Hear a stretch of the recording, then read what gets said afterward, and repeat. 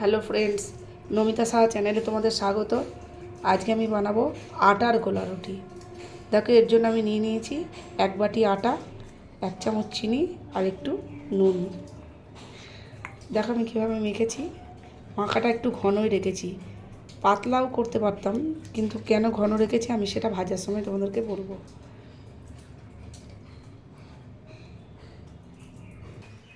চাটু গরম হয়ে গেছে, এর মধ্যে দিয়ে দেবো আমি খুব সামান্য তেল।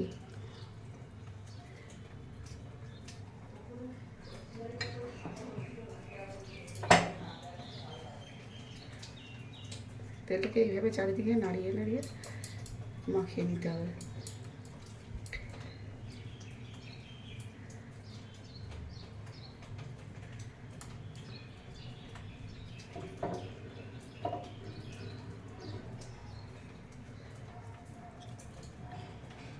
এর মধ্যে আমি দিয়ে দেবো গোলাটা।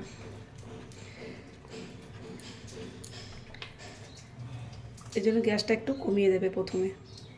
আমি ঢেলেই দেবো গোলাটা অল্প করে।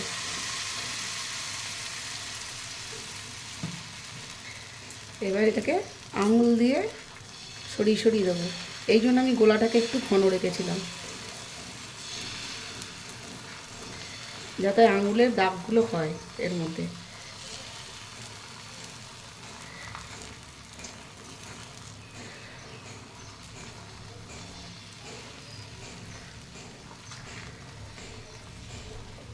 দেখো, এরকম আঙুলের আঁচড়গুলো থাকবে এর মধ্যে, প্লেন হয়ে যাবেন একদম।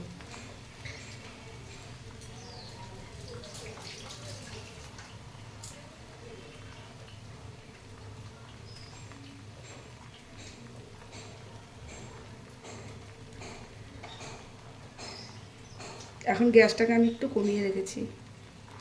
যখন আমি উল্টে দেবো তখন এটাকে একটু বাড়িয়ে দেবো গ্যাসটাকে।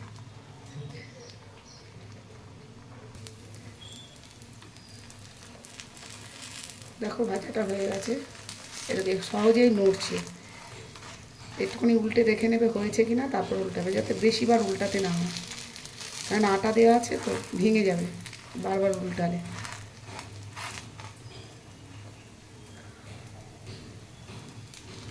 এটা হালকা লালচে লালচে দেখবে, উল্টে নেবে।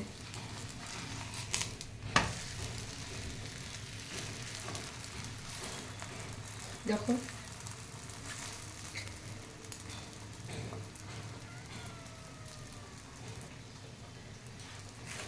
দেখো হয়েছে। এইভাবে ঘুরিয়ে ঘুরিয়ে ভেজে দেবে, কারণ পিছনে আঙুলের ছাপ দেওয়া আছে, সেগুলো যাতে সব জায়গাটায় ভালোভাবে ভাজে। এখন কিন্তু গ্যাসটা আমি বাড়িয়ে দিয়েছি, তাই তাড়াতাড়ি উল্টে দেবে, নাহলে পেছন দিকটা পোড়া পোড়া দাগ হয়ে যাবে।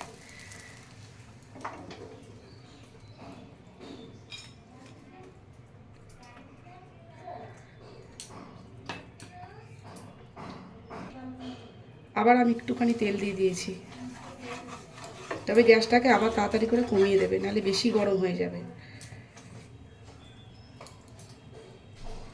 আমি আর একটা ভেজে দেখাই।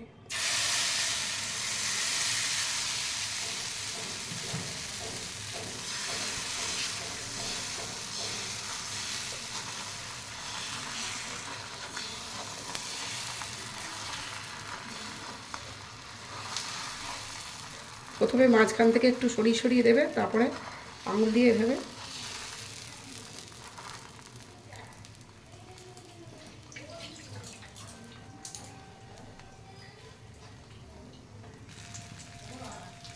দেখো ভাজা হয়ে গেছে। এভাবে উল্টে দেওয়ার পর এভাবে আস্তে আস্তে করে নাড়িয়ে নাড়িয়ে দেবে, হয়ে যাবে। এরপর আমি সব কটা ভেজে নিয়ে তোমাদের দেখাচ্ছি। দেখো বন্ধুরা, গোলা রুটি আমরা শুধুও খেতে পারি বা অন্য কিছু দিয়েও খেতে পারি। আমি টিফিন দেওয়ার জন্য এর মধ্যে দিয়ে দেবো একটু আলুর চোখা।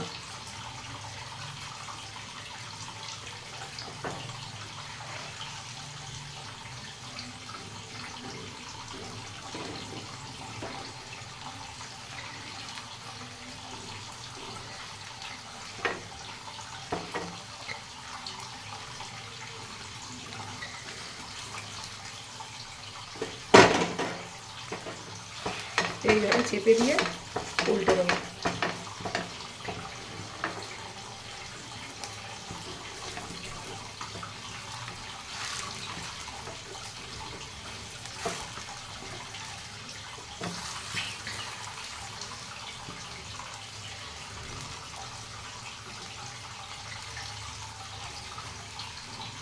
এবার এটাকে তুলে নাও।